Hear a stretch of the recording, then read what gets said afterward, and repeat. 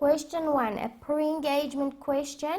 If I do not have this analysis on my required, I don't know what is expected of me when accepting a group audit.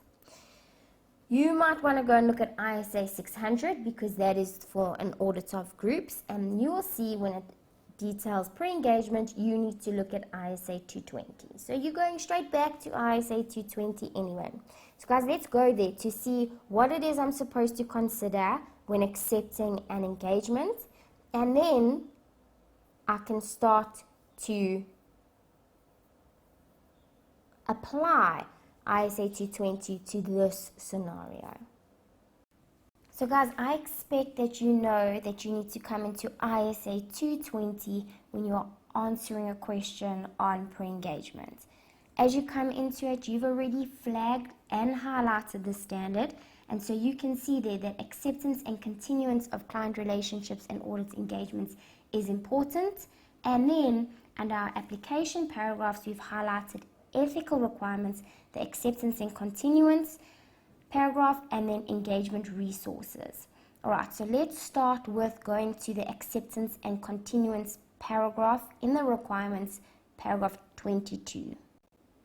So paragraph 22 says the engagement partner shall determine that the firm's policies or procedures for the acceptance and continuance of client relationships and audit engagements have been followed. And we have highlighted in between those two, so I need to go to those application paragraphs to see which paragraph was highlighted to help me with the acceptance and continuance. So let's go there. So I come to the application paragraphs for the acceptance and continuance of client relations and audit engagements, and I come down to A50 where I've highlighted the information that is going to assist the engagement partner in determining whether they should accept or continue with a relationship or audit engagement. So this is what needs to be considered. The integrity of the owners, the client, whether there is sufficient and appropriate resources on the audit team side to perform the engagement, whether management of the clients have acknowledged their responsibilities with this engagement, whether the audit team is competent and capable, and whether there is sufficient time. And if we are continuing any information that has arisen in previous engagements or in the current engagement, which would affect whether we want to continue with this engagement. So I have to look at the information in the scenario and see if anything links to any of these factors. Now, I don't have examples here, guys. This is just an overall of what needs to be considered. So, if I need examples to help me find in the scenario issues or concerns or considerations that link to these, I have to go into further paragraphs. So, for the integrity and ethical values of the principal owners, I have to go into ISQM1. Okay, the quality management standard for the firm. Sufficient and appropriate resources, and whether the team has the competence and capabilities, including sufficient time. I've highlighted the application paragraphs under human resources. So I'm going to have to go to the application paragraphs in this standard for human resources. Okay, and then whether management have acknowledged, I'll have to look at in a scenario, have they acknowledged? There's no examples for that.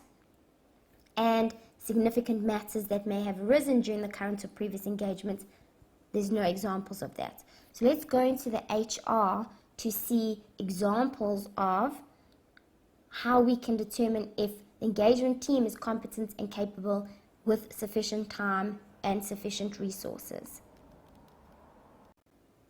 So under our engagement resources, you scan to find what you have highlighted, and right there, A71, competence and capabilities of the engagement team. So what are the things that need to be considered? The understanding and practical experience with audit engagements of a similar nature, the understanding of the professional standards and applicable legal and regulatory requirements, if there's any expertise required or IT Based on the scenario, they've got a computer information system, then potentially we need expertise in IT or automated tools or techniques to help the engagement team. The engagement team's knowledge of the relevant industries, the ability to apply professional skepticism, and the understanding of the firm's policies or procedures. So I'm going to look in the scenario for anything that indicates that there's a concern here with the competence and capabilities because they don't have understanding of the industry, the standards, or any practical experience, or there's no budget for expertise, or the opposite. They do have an understanding, there are sufficient resources, there is sufficient time because there isn't a tight deadline. They do know the industry and the type of engagement. Then we've got to look at the client's integrity, and I've said there is no assistance here. I have to go into ISQM1, so let's go there. So I come into ISQM1, starting at my contents page, which is flagged, look down at my requirements that has been highlighted, and there I've got acceptance and continuance of client relationships and specific engagements highlighted. In addition, I've got the application paragraphs for that highlighted. So I'll start off by going to the requirement paragraph, but if I don't find what I need to, I'll go to the application paragraphs. Okay, so let's go to paragraph 30. Paragraph 30, acceptance and continuance of client relationships and specific engagements, says the firm shall establish the quality objectives that address the acceptance and continuance of client relationships and specific engagements by looking at the integrity and the ethical values of the client, the firm's ability to perform the engagements in accordance with professional standards and applicable legal and regulatory requirements. Okay, we're looking at the integrity and the ethical values of the client, so we're going to A67. A67, acceptance and continuance of client relationships and specific engagements. If I go down just a little bit, I can see examples of factors that you have to consider that indicate whether the integrity and ethical values of the client are acceptable.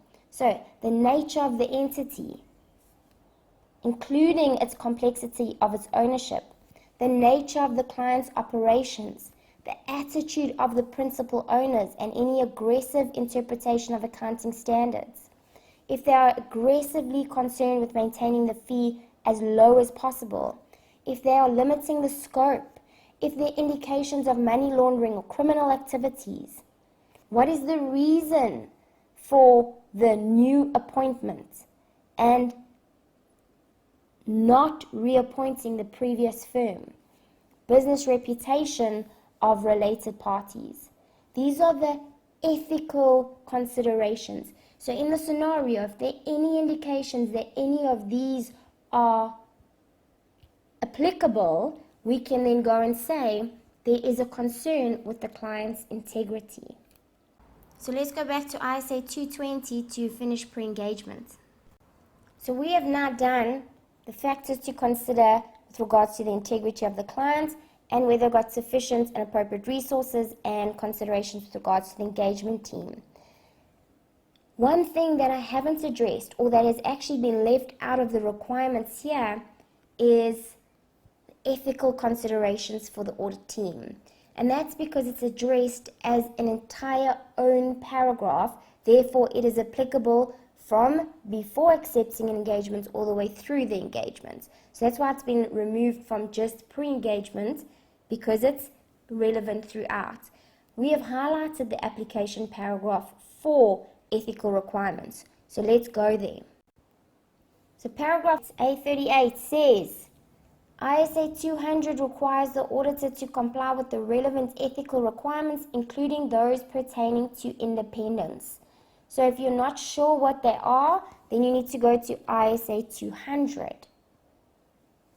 If we continue down,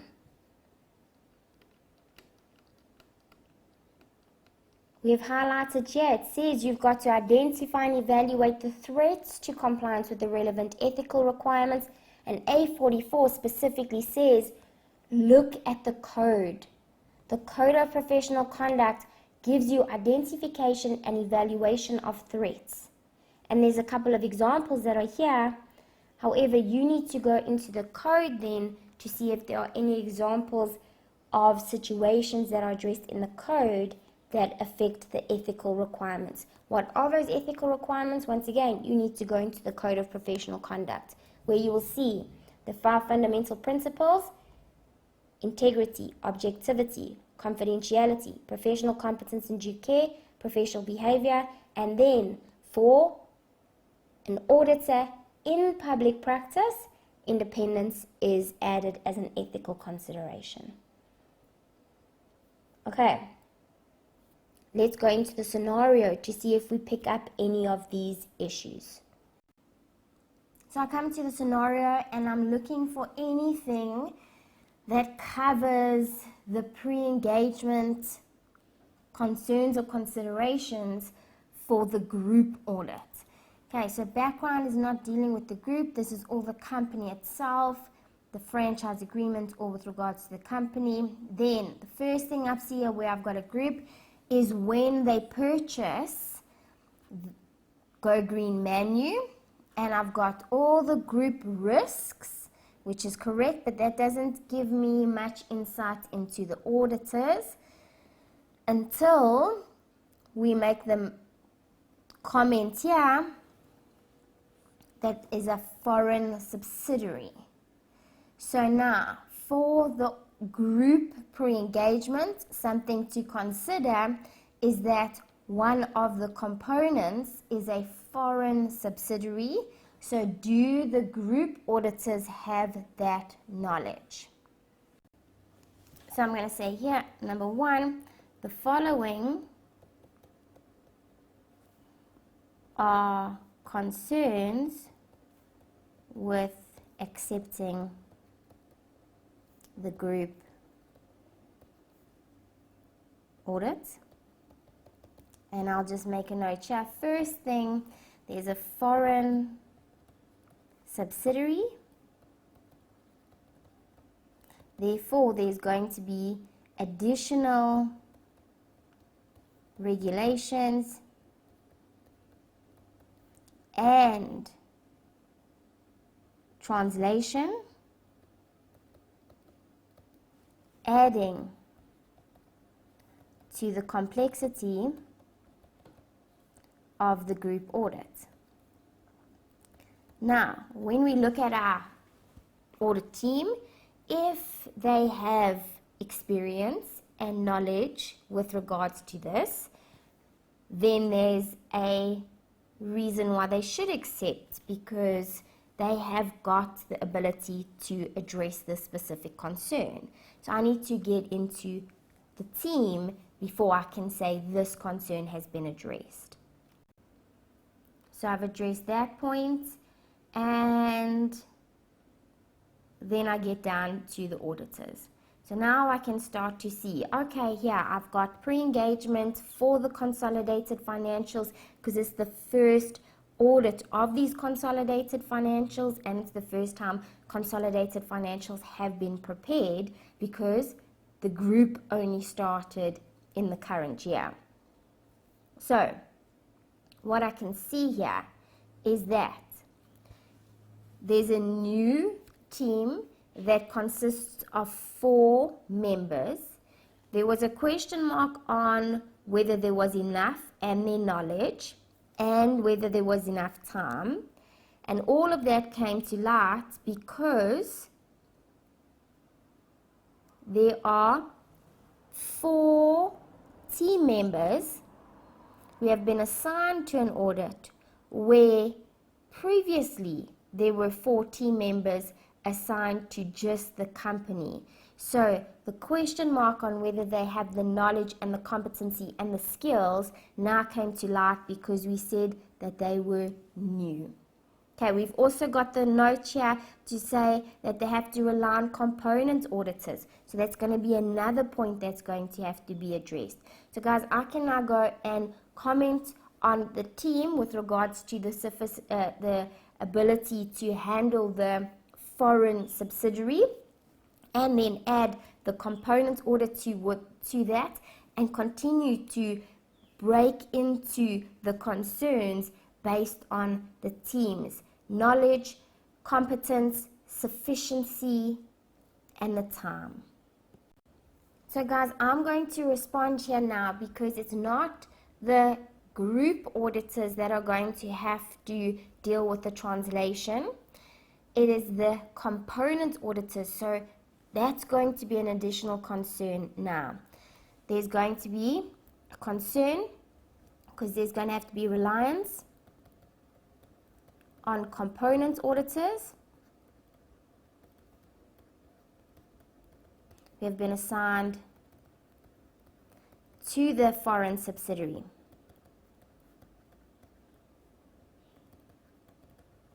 And therefore, if they don't have the knowledge of the laws and regulations, if they are not able to translate the foreign financials into the functional currency for the group auditors, there's going to be misstatements in those component financial statements. All right, so now I've addressed what I need to with regards to this foreign subsidiary. Let's go and work on the group team itself. So what are the concerns? There are 4 new team members making up the audit team. Therefore,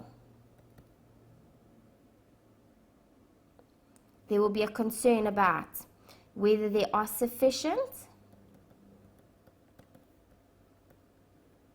members, because the previous audit team comprised of 4 members, but they only had to audit the company, not the group. So 4 for just the company may be okay. 4 for a group and a company, maybe not. Okay. 4, so whether there's sufficient, and then now I need to discuss and whether there's sufficient time, because the deadline is the 15th of April, and the previous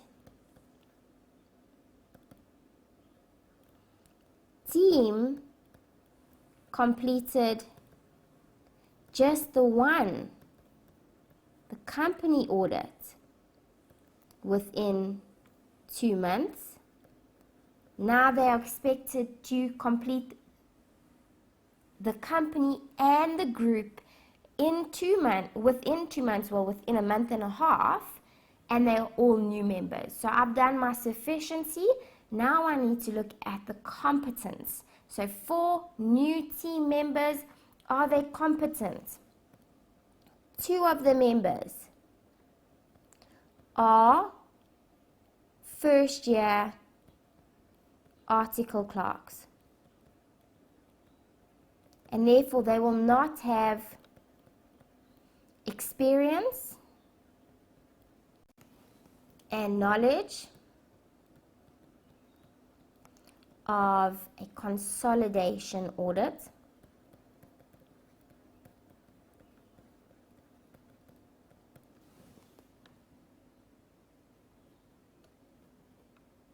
the other 2 members, the partner and manager, are new to the client, therefore they don't have experience in this industry or experience with the client. They may have industry experience with other clients, but they don't mention that. So I will just say with this specific client. And so if we come back here, guys, we've addressed that there's the new team, so whether they are sufficient because of the deadline, and whether they've got the knowledge and the skills because of the article clerks being the two members, and then the new partner and manager skills. And then on top of it, we've addressed the component auditors. So guys, based on that, I now need to conclude. I just want to consider if there's anything that may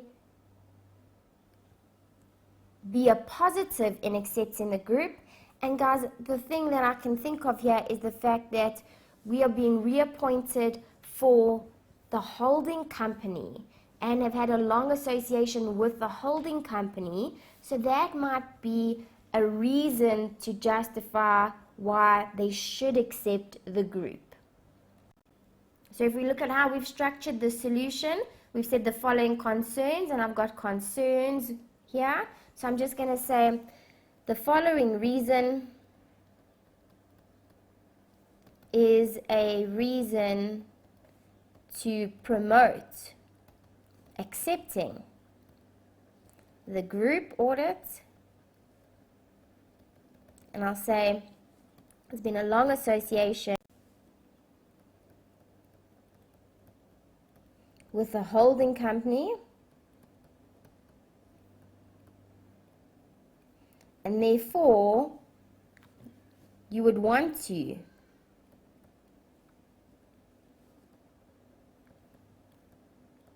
audit the group. Okay, so I've got reasons why I shouldn't, reasons why I should. Based off all of these, it looks more negative. So my conclusion, the group audit should not be accepted with the current audit team and deadline requirements. So you can see here, guys, there isn't enough to justify not accepting the group as itself. You know, there's no concern with the group. It's just a concern with the audit team at this point. So yes, we should accept the group provided the team can be increased and they can extend the deadline so that it's reasonable to get the consolidated financials audited in the time given. Let's look at question 2.